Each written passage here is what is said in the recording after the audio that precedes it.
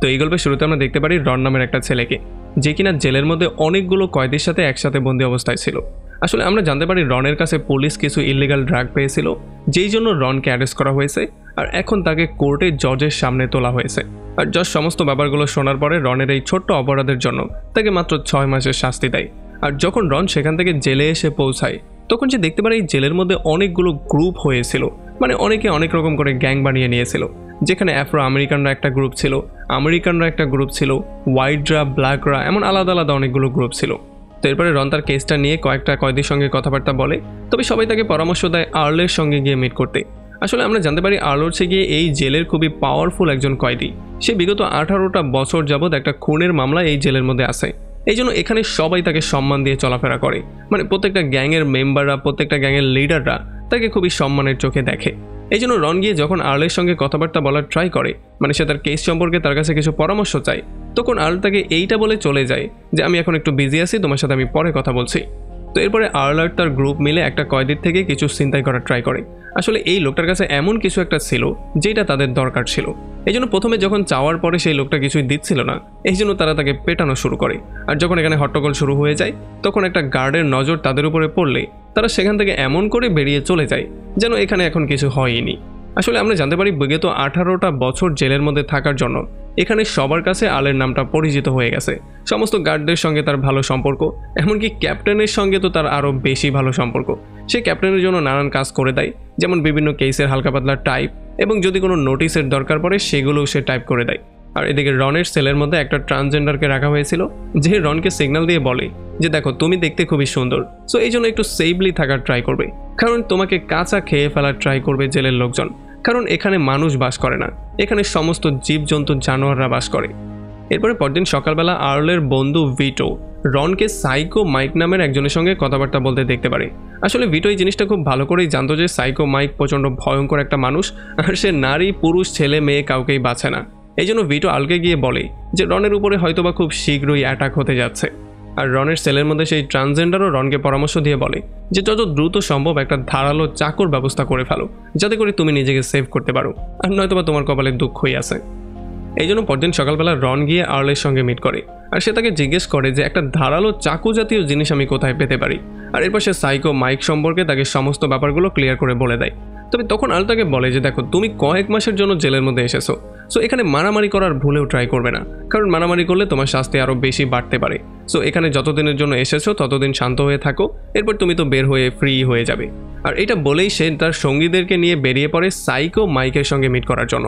আর psycho মাইকে গিয়ে সে clear করে এটা বলে দেয় যে নতুন রন নামের যে ছেলেটা এসেছে সে হচ্ছে আমার আত্মীয়, সো যদি তার সঙ্গে উল্টাপাল্টা কিছু করার ট্রাই করো তাহলে আমি নিজে বদলা নেওয়ার জন্য তোমার সামনে আসবো।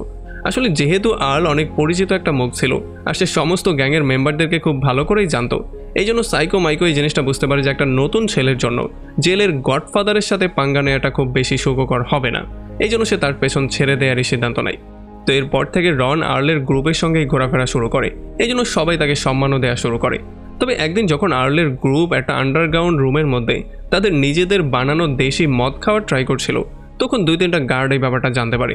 এই জন্য যতক্ষণে তারা এসে তাদেরকে ধরার ট্রাই করতো তার আগেই রন বাইরে থেকে তাদেরকে সতর্ক করে দেয়। তবে এতে করেও লাভ হয় না, কারণ তারা সমস্ত মদগুলো লুকাতে পারে না। এই জন্য যখন গার্ডরা এসে তাদের কাছে মদ পেয়ে যায় তখন তারা তাদেরকে ধরে তো নিয়েই যায়, বরং রনকেও সাথে করে নিয়ে যায়, আর শাস্তি হিসেবে তাদেরকে আলাদা আলাদা সেলের মধ্যে বন্দি করে দেওয়া হয়।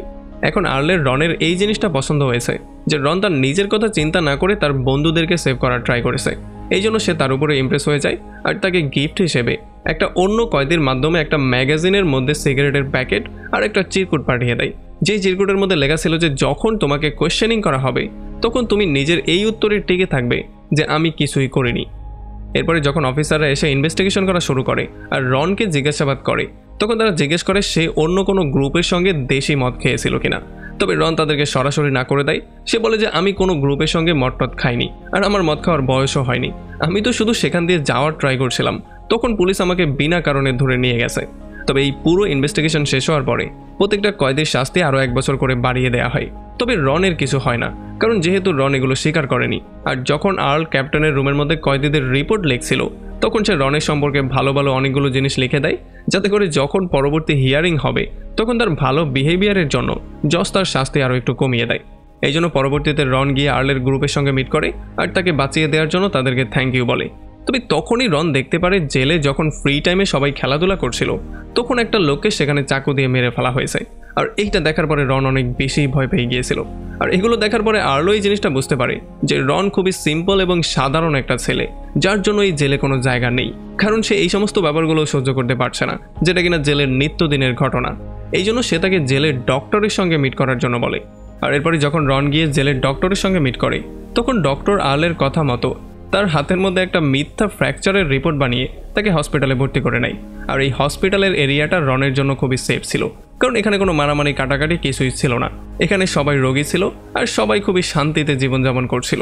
তবে একদিন ক্যাপ্টেন তার সঙ্গে মিট করতে চলে আসে আর ক্যাপ্টেন তাকে বলে যে আর্লের বলাতে আমি তোমাকে আর্লের গ্রুপের সেলের মধ্যেই শিফট করে দিচ্ছি, কারণ সেখানে গেলে তুমি সেফ থাকবে এবং তোমার শাস্তি শেষ হলে তুমি সিম্পলি বেরিয়ে চলেও যেতে পারবে। তো এরপরে যখন রন হসপিটাল থেকে বাইরে বেরিয়ে আসে তখন সে দেখতে পারে সমস্ত কয়েদিরা এখন ফ্রি টাইম পাস করছিল। এই জন্য সে আর্লের সঙ্গে মিট করতে কমন এরিয়াতে চলে আসে। তবে এখানে যখন সে অন্য কিছু কয়েদির সঙ্গে কথাবার্তাই বলছিল তখন এখানে আফ্রো আমেরিকান গ্যাংটা এখানে একটা স্ট্রাইক শুরু করে দেয়, কারণ তারা কোনো কাজ করতে চাচ্ছিল না। আর যখন এই সমস্ত ব্যাপারগুলো নিয়ে এখানের পরিবেশ গরম হয়ে যায় আর একে অন্যের মধ্যে হাতাহাতি শুরু হয়ে যায় তখন গার্ডরাও ব্যাপারটা কন্ট্রোলে নেওয়ার ট্রাই করে। তারা সাইরেন বাজিয়ে ফায়ারিং করা শুরু করে আর এই জন্য সমস্ত কয়েদিরা মাটিতে শুয়ে পড়ে। আর যখন ঝামেলা শেষ হওয়ার পরে সবাইকে কাউন্ট করে আবারও সেলের মধ্যে নেওয়া হয় তখন গার্ডরা জানতে পারে যে এই ঘটনার মধ্যে 26 জনের মৃত্যু হয়ে গেছে। এই জন্য জেলের মধ্যে লকডাউন লাগিয়ে দেওয়া হয় আর সমস্ত কয়েদিদেরকে যার যার সেলের মধ্যে বন্দি করে দেওয়া হয়। তবে কয়েক ঘন্টা পরে ফাইনালি ক্যাপ্টেন চলে আসে আর্লের সেলের মধ্যে আর সে তাকে বলে যে চলো তোমার কিছু বিশ্বস্ত সঙ্গীদেরকে নিয়ে অন্তত কিচেনের কাজটাকে তুমি সামলে নাও, কারণ নয়তোবা সবাইকে না খেয়ে মরতে হবে। আর আমরা দেখতে পারি আলো তার কথা রাজি হয়ে যায় আর সে অন্য একটা গার্ডের মাধ্যমে রনকেও কিচেনের মধ্যে ডেকে নিয়ে আসে। তো এরপরে যখন ফাইনালি তারা খাবার দাবার বানিয়ে ফেলে তখন আর্লের গ্রুপ, গার্ডরা এবং রন একসাথে বসে খাবার দাবার শুরু করে। তবে তখন আর্ল রনকে বুঝিয়ে বলে যে যখনই এইরকম কোনো গন্ডগোল হয়ে যায় তখন এই রকমেরই প্রোটোকল ফলো করা হয়, সমস্ত কয়েদিদেরকে না খাইয়ে রাখা হয় আর একই রকম করে সবাইকে লকডাউনের মধ্যে রাখা হয়। সো এই সমস্ত ব্যাপারগুলো নিয়ে ভয় পাওয়ার কিছুই নেই, কারণ তুমি কিছুদিনের মধ্যেই ফ্রি হয়ে যাবে। তবে রন তার কথার মাঝখানেই কথা বলা শুরু করে আর ফাইনালি তাকে সে সাহস করে কোয়েশ্চেনটা করেই ফেলে যে সে কেন তাকে সাহায্য করছে, কারণ 1 মাস আগেও তো সে তাকে চিনতও না। তবে তখন আর্ল তাকে এটা ক্লিয়ার করে বলে যে আমি তোমাকে এই জন্য সাহায্য করছি কারণ আমি যখন জেলের মধ্যে এসেছিলাম তখন আমি প্রায় তোমার বয়সেরই ছিলাম আর আমার এখনও স্পষ্টভাবে মনে আছে যে তখন কেউই আমাকে সাহায্য করেনি আর আমি কতটা ভয়ের মধ্যে ছিলাম। আর এই জন্যই আর্ল চাইছিল না যে রনের সঙ্গেও এমনটা হোক। যাই হোক, এখন আমরা দেখতে পারি রন আর্লের গ্রুপের একজন পার্মানেন্ট মেম্বার হয়ে গিয়েছিল। সে সবসময় তাদের সঙ্গেই ঘোরাফেরা করত আর তাদের বিশ্বস্ত একজন পার্টনারও হয়ে গিয়েছিল। আর আর্ল রনের কেসটাকে খুব ভালো করে স্টাডি করার পরে তাকে পরামর্শ দেয় যে দেখো, যদি তুমি বাঁচতে চাও তাহলে তুমি জেলের লাইব্রেরিতে জয়েন করে ফেলো, মানে সেখানে একটা জব টপ নিয়ে নাও আর কোনো একটা কোর্সে ভর্তি হয়ে যাও, কারণ এতে করে তুমি গুড বিহেভিয়ারের পয়েন্ট পেয়ে যাবে। আর যেহেতু তুমি অলরেডি 3 মাস শাস্তি কেটেই ফেলেছো, এই জন্য হয়তোবা পরবর্তী শুনানিতে জজ তোমাকে ফ্রি করে দিতে পারে। আর আর্লের কথা শোনার পরে ফাইনালি রনও গিয়ে জেলের মধ্যে নাপিতের কাজ করা শুরু করে, মানে সে কয়েদিদের চুল কাটা শুরু করে। আর সে জেলের মধ্যে একটা কোর্সের মধ্যেও ভর্তি হয়ে যায় যাতে করে সে গুড বিহেভিয়ার একটা পয়েন্ট পেতে পারে। আর এই সমস্ত ব্যাপারগুলোতে তারা খুবই হ্যাপি ছিল আর মনে হচ্ছিল যে সমস্ত ব্যাপারগুলো হয়তো ঠিকঠাকই চলছে। তবে রনের কপালে হয়তোবা দুর্ভোগ লেখাই ছিল। সে যেই কোর্সটাতে জয়েন করেছিল সেই ক্লাসেরই অন্য একটা মেম্বারের নজর তার উপরে পড়ে যায় আর সেই লোকটা তার উপরে বদনজরে দেখা শুরু করে। যদিও আর্ল রনকে বলে দিয়েছিল যে কোনো রকমের ঝামেলায় জড়াতে না, এই জন্য সে জনসন নামের এই কয়েদিকে পুরোপুরি ইগনোরই করে দেয়। তবে যখন একদিন বাথরুমের মধ্যে জনসন তাকে একা পেয়ে যায় তখন সে তাকে জোর করে ধরে তার সাথে করার ট্রাই করে। যদিও রন নিজেকে সেভ করার অনেক রকম ট্রাই করছিল, তবে তার গায়ে এতটাও শক্তি ছিল না যে সে তার সঙ্গে পারবে। তবে সৌভাগ্যবশত তখনই তাদের টিচার ওয়াশরুমে চলে আসে আর এই জন্য ভয় পেয়ে সে রনকে ছেড়ে দেয়। আর এইবারের মতো কোনো রকমের রন নিজেকে সেভ করে সেখান থেকে পালিয়ে চলে আসে। তবে এখন এই ঘটনাটা রনের মাথার মধ্যে এত ভয়ঙ্কর প্রভাব ফেলেছিল যে রন নিজেকেই দোষারোপ করা শুরু করে দিয়েছিল। সে যে দুর্বল এবং সে যে চাইলেও কিছু করতে পারে না, এই সমস্ত ব্যাপারগুলোর জন্য সে বারবার করে নিজেকে ধিক্কার দিচ্ছিল।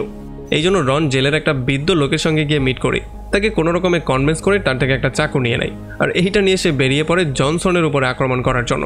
তবে যতক্ষণে সে যেত তার আগেই সেই বৃদ্ধ লোকটা আর্লের সঙ্গে গিয়ে মিট করে আর্লকে রনের এই ব্যাপারটা সম্পর্কে জানিয়ে দেয়। সে বলে যে রন আজকে আমার থেকে একটা চাকু নিয়েছে, হয়তোবা সে অন্য কিছু করতে পারে।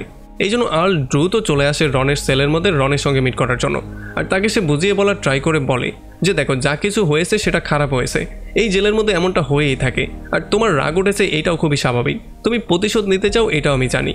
তবে দেখো, যদি তুমি এখন এটা নিয়ে তার উপরে গিয়ে আক্রমণ করে দাও আর গার্ডরা কোনো রকমে জানতে পারে, তাহলে তোমার উপরে আরও একটা কেস চলে আসবে, আর তোমাকে হয়তো আমার মতো সারা জীবন জেলের মধ্যেই পস্তাতে হতে পারে। সো যদি তুমি এমনটা চাও তাহলে তুমি যেতে পারো। আর এই সমস্ত ব্যাপারগুলো শোনার পরে রনেরও মাথাটা একটু শান্ত হয়ে যায়, আর আলো তার কাছে প্রমিস করে বলে যে সে তার গ্রুপের সাহায্যে সেই লোকটাকে শাস্তি দিয়েই ছাড়বে। তবে এইবার রন চাচ্ছিল তার নিজের বদলাটা নিজেই নিতে।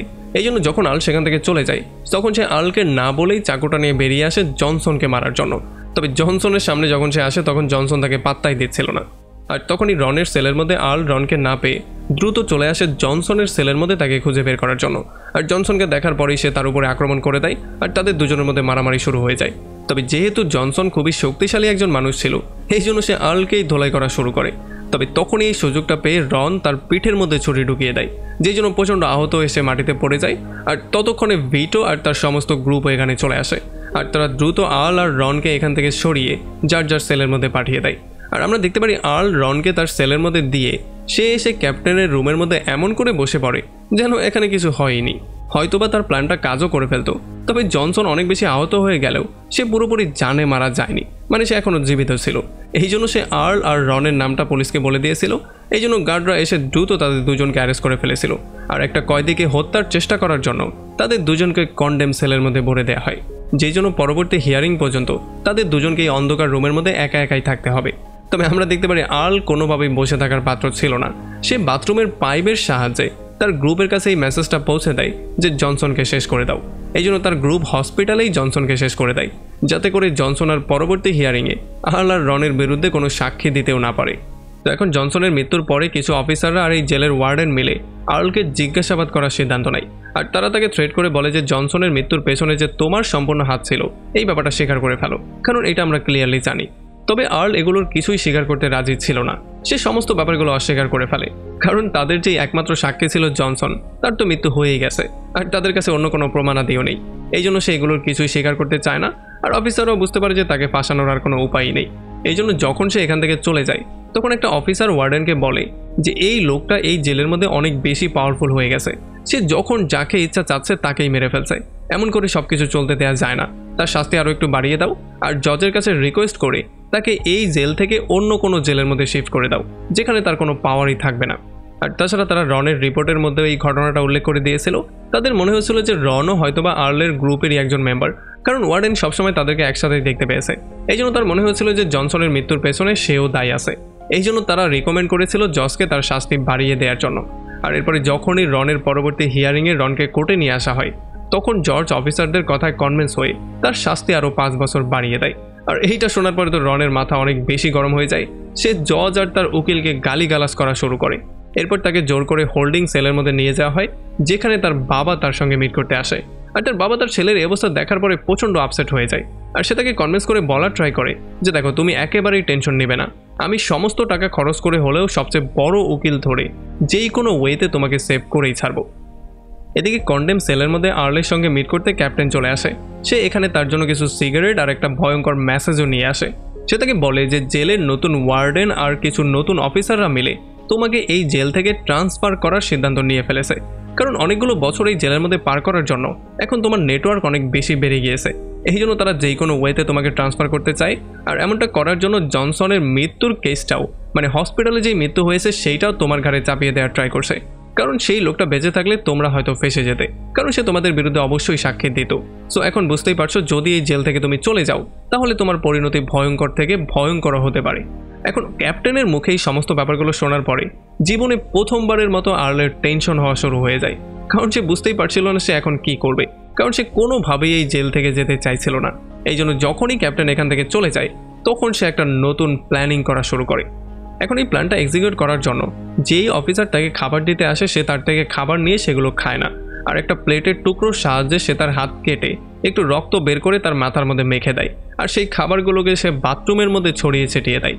আর যখন গার্ড এই ব্যাপারগুলো দেখতে পারে, তখন তার মনে হয় হয়তোবা কন্ডেম সেলের মধ্যে অনেকদিন থাকার জন্য আর্লের মানসিক ভারসাম্য হারিয়ে ফেলছে, এই জন্য সে এমন ভয়ঙ্কর কাজগুলো করছে। এই জন্য তারা তাকে দ্রুত কন্ডেম সেল থেকে বের করে হসপিটালের সাইকো ওয়ার্ডে ভর্তি করিয়ে দেয়। এখন বাইরে আসার সঙ্গে সঙ্গেই আর্ল প্রথমেই গিয়ে রনের সঙ্গে মিট করে। আর যখন সে জানতে পারে রনও এখন অনেক বছর ধরেই জেলের মধ্যে কাটাবে, তখন সে রনের সঙ্গে মিলে পালিয়ে যাওয়ার প্ল্যান করা শুরু করে। এই জন্য সে প্রথমেই রনের মাধ্যমে তার বাবাকে এটা বলে দেয়, যাতে করে পালিয়ে বের হওয়ার পরে তাদের দুজনের জন্য তার বাবা একটা সেফ প্লেসের ব্যবস্থা করে। এই জন্য এখন থেকে আর্ল জেলের প্রত্যেকটা জিনিসের উপরে নজরদারি করা শুরু করে, যাতে করে সে এমন একটা প্ল্যান বের করতে পারে যেখান দিয়ে পালিয়ে গেলে ধরা খাওয়ার চান্স একেবারে থাকবেই না। এরপরে যখন একদিন রন আর আর্ল গোসলখানায় তাদের এই প্ল্যানিংটা নিয়ে পরামর্শ করছিল, তখন একটা পাগল কয়েদি এসে জোরে জোরে গান গাওয়া শুরু করে। তবে যখন আর্ল তাকে থামার জন্য বলে, তখন সে একটা ব্লেড দিয়ে এসে তাদের উপরে আক্রমণই করে দেয়। যেই আক্রমণে আর্ল বুকের মধ্যে একটা কাট খেয়ে যায় আর রন তার কানের মধ্যে একটা কাট খেয়ে যায়। আর এই জন্য তাদের দুজনকে দ্রুত সেখান থেকে বের করে হসপিটালে এনে ভর্তি করানো হয়। আর যখন বাইরের সমস্ত কয়েদিরা জানতে পারে একটা আফ্রো আমেরিকান হোয়াইটদের উপরে আক্রমণ করেছে, তখন সমস্ত হোয়াইটরা মিলে যেই কোনো ওয়েতে এটার বদলা নেওয়ার প্রিপারেশন নিয়ে ফেলে। এই জন্য জেলের মধ্যে একটা ভয়ঙ্কর পরিস্থিতি সৃষ্টি হয়েছিল, যেই কোনো মুহূর্তে একটা হট্টগোল হয়ে যেতে পারত। এই জন্য একদিন আফ্রো আমেরিকান একটা লিডার সোজা আর্লের সঙ্গে মিট করতে হসপিটালেই চলে আসে। আর সে আর্লকে এটা বুঝিয়ে বলার ট্রাই করে যে দেখো, তোমার উপরে যেই লোকটা আক্রমণ করেছে সেই লোকটা মেন্টাল একটা পেশেন্ট, মানে সে তার মানসিক ভারসাম্য মাঝে মধ্যেই হারিয়ে ফেলে। এই জন্য সে মানসিক ভারসাম্য ধরে রাখতে না পেরেই তোমার উপরে আক্রমণ করেছে, সে ইচ্ছা করে তোমার উপরে আক্রমণ করেনি। এই জন্য তুমি প্লিজ গিয়ে তোমার হোয়াইট বন্ধুদেরকে এটা বুঝিয়ে বলো, যাতে করে তারা জেলের মধ্যে কোনো সহিংসতা ছড়িয়ে না দেয়, কারণ এমনটা করলে আলটিমেটলি ক্ষতি আমাদের কয়েদিদেরই হবে। আসলে আমরা জানতে পারি আফ্রো আমেরিকানরাও আর্লকে অনেক সম্মান করত, আর হোয়াইটরাও আর্লকে অনেক সম্মানের চোখেই দেখত। এই জন্য আফ্রো আমেরিকান এই লিডার চাচ্ছিল যেই কোনো ওয়েতে আর্ল এই সমস্যাটার সমাধান করে দিক। আর সে তার কাছে এটা প্রমিসও করে যে যেই লোকটা তার উপরে আক্রমণ করেছে তাকে তারা নিজেরাই শাস্তি দিবে। আর আর্লও চাইছিল না যে কোনো কারণ ছাড়াই জেলের মধ্যে ভয়ঙ্কর একটা পরিস্থিতির সৃষ্টি হোক, যেই জন্য তার পালিয়ে যাওয়ার প্ল্যানটা আবার বৃথা না হয়ে যায়। এই জন্য সে গিয়ে তার সঙ্গীদেরকে এটা বুঝিয়ে বলে, যাতে করে তারা কোনো রকমের অ্যাকশন না নেয়। আর এদিকে সেই আফ্রো আমেরিকান লিডার তার প্রমিস রক্ষা করার জন্য তার একটা লোককে দিয়ে সেই পাগলটাকে মেরে ফেলে আর তাকে গার্বেজ ট্রাকের মধ্যে ভরে জেল থেকে বের করে দেয়, যাতে করে গার্বেজ ট্রাক থেকে যখন সে বের হবে তখন সে যেন পুরো পিষে আলু ভর্তা হয়ে বের হয়, এতে করে আর কেউ তাকে চিনতেও পারবে না। আর যখনই আর্ল এই ব্যাপারটা শুনতে পারে, তখন তার মাথায় জেল থেকে পালিয়ে যাওয়ার একটা নতুন প্ল্যান চলে আসে। এই জন্য আর্ল দ্রুত গিয়ে রনের সাথে এই প্ল্যানিংটা শেয়ার করে। সে তাকে বলে যে গার্বেজ ট্রাক প্রতিদিনই জেলের মধ্যে আসে আর বের হয়, তবে এটার ভেতর থেকে কখনোই গার্ডরা এটাকে চেক করে না, কারণ গার্বেজ ট্রাকের যেই ড্রাইভার আছে সেই ড্রাইভার সমস্ত ময়লাগুলো ভেতরেই আলুভর্তা করে ফেলে, মানে সেগুলো ভেতরেই পিষে ফেলে। এই জন্য ভেতরে আর কেউ চেক করে না। এই জন্য কোনো কয়েদি এটার মধ্য দিয়ে পালিয়ে যাওয়ার সাহস করতে পারেনি।